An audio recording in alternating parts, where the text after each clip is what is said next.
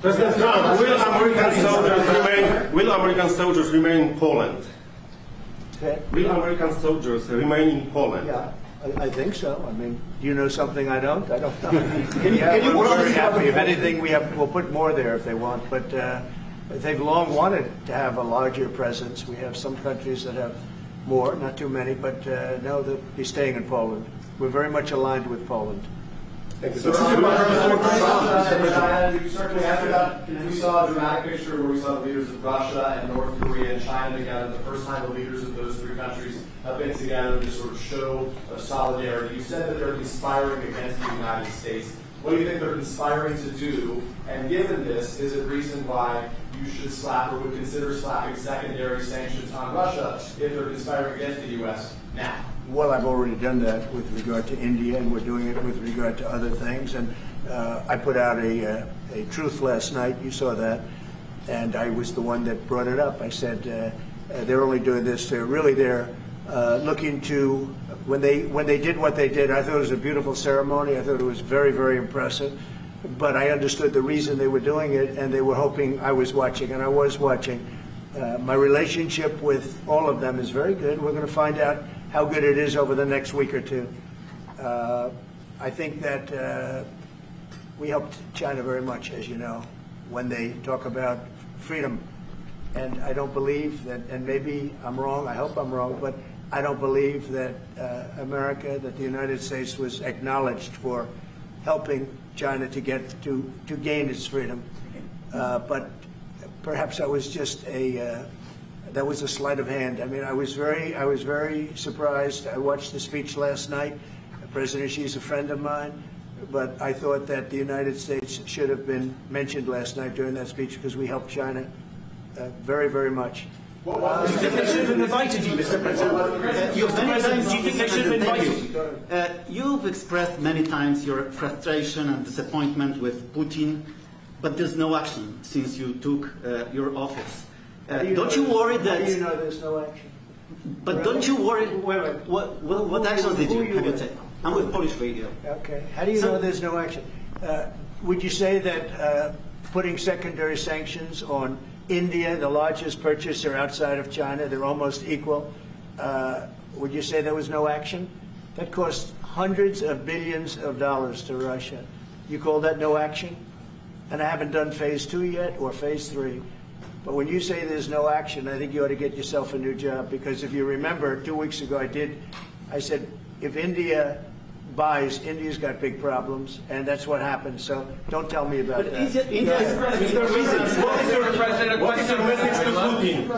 Right now, there have been survivors of Jeffrey Epstein speaking at a press conference on Capitol Hill. They're calling for these case files, these documents to be released. And Thomas Massey, who is sponsoring a discharge petition to get the House to vote on releasing those documents, says he doesn't believe you're implicated in these files, but many of your friends and donors may be, and he says that's why the Justice Department is redacting them and slow-walking the release. Is the Justice Department protecting any friends or donors, sir? So this is a Democrat hoax that never ends. You know, it reminds me a little of the Kennedy situation. We gave him everything over and over again, more and more and more, and nobody's ever satisfied. From what I understand, I could check, but from what I understand, thousands of pages of documents have been given. But it's really a Democrat hoax because they're trying to get people to talk about something that's totally irrelevant to the success that we've had as a nation since I've been president. Even if you look at D.C. right now, D.C., it's a totally safe zone. It's called a safe zone. That's a term. It's a term of art. It's a safe zone because it's very safe. You can walk down the street now and nothing's going to happen. No crime, no murders, no nothing. Because we had a lot of problems with certain places, and we still do. All run by Democrats, or for the most part run by Democrats. So what they're trying to do with the Epstein hoax is get people to talk about that instead of speaking about the tremendous success like ending 7 wars. I ended 7 wars. Nobody's going to talk about because they're going to talk about the Epstein, whatever. I understand that we were subpoenaed to give files, and I understand we've given thousands of pages of files. And I know that no matter what you do, it's going to keep going. And I think it's enough, because I think we should talk about the greatness of our country and the success that we're having. I think we're probably having, according to what I read, even from two people in this room, we're having the most successful 8 months of any president ever. And that's what I want to talk about. That's what we should be talking about, not the Epstein hoax. When are you going to make a decision on your wage, Mr. President? What is your message to Putin? Mr. President, is your message to Putin?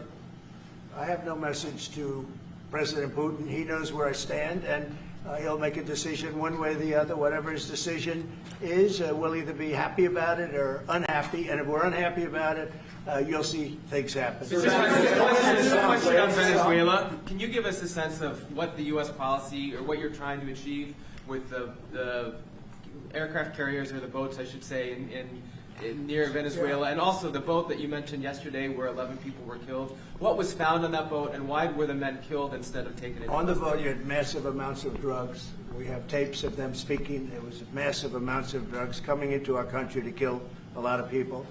And everybody fully understands that. In fact, you see it. You see the bags of drugs all over the boat. And they were hit. Obviously, they won't be doing it again. And I think a lot of other people won't be doing it again when they watch that tape. They're going to say, let's not do this. We have to protect our country, and we're going to. Venezuela's been a very bad actor. They've been, as you know, they've been sending millions of people into our country, many of them Tren de Aragua, some of the worst gangs, some of the worst people anywhere in the world in terms of gangs. And we had some in Washington, D.C. We took care of them very quickly, but they're out of here. They've gone. But Venezuela's been very bad, both in terms of drugs and sending some of the worst criminals anywhere in the world into our country. They emptied out, you don't know this, but they emptied out their prisons in Venezuela, and they emptied them out into the United States of America. And that's part of the problem we have. We're getting them out. We're getting them out rapidly, but it's caused a tremendous problem. And Pete and all of the people that are working very hard to rectify the stupidity of the Biden administration, allowing these people to pour into our country with open borders. We are paying a big price as a country for the incompetence of the Biden administration. But think of it, opened up prisons, drug dealers, drug lords, everything coming out of Venezuela. They said, and we said, we're not going to put up with it anymore. So Venezuela's been one of the worst actors in the whole group, and we have a group of pretty bad actors. Are you wanting to force Maduro on his Go ahead. Yeah, thank you, Mr. President. At the end of this month, the government or the Congress has to pass a budget. Do you think we can avoid a government shutdown? Yeah, I do. I think the Republicans will vote for an extension. We won't have any Democrat votes. We could give the greatest budget ever. Tax cut of 50%, everybody taken care of, perfect for women, perfect for men, perfect for minorities, perfect for everything, and we wouldn't get one vote for the Democrats because they've lost their mind. They are so deranged. They have Trump derangement syndrome, and I don't want to burn the Republican Party with it, but they really are. They've become almost sick. They actually think there is a disease. It's called Trump derangement syndrome. They've got it. No matter what we did, no matter how good, you could give them everything that they've ever dreamed of, and you wouldn't get one vote.